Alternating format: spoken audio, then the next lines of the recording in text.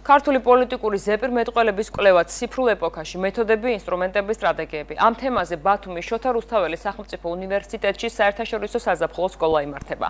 აღნიშნულ სკოლაში ფრანკფურტის გოეთეს უნივერსიტეტისა და საქართველოს სხვადასხვა უნივერსიტეტის სტუდენტები მონაწილეობენ.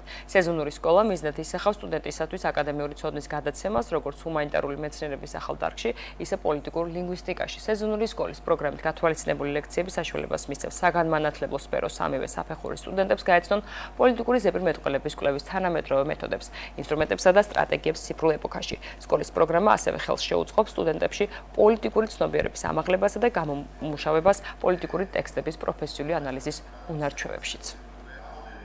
მე ვსწავლობ ლინგვისტიკას და კავკასიოლოგიას ფრანკფურტის სახელმწიფო უნივერსიტეტში. ძალიან მიხარია, რომ ამ საზაფხულო სკოლაში ვმონაწილეობ.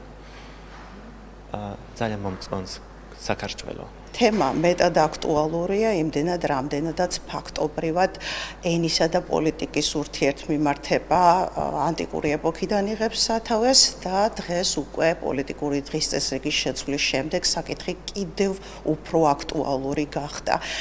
ძალიან მნიშვნელოვანია აღინიშნოს ის, რომ სეზონურ სკოლაში 33 უმაღლესი სასწავლებელი საქართველოსი იღებს მონაწილეობას სწავლების ყველა საფეხურის სტუდენტები არიან ჩართული სეზონურ სკოლაში, მათ შორის ფრანკფურტის გოეთეს უნივერსიტეტის სტუდენტები, გერმანელი სტუდენტები.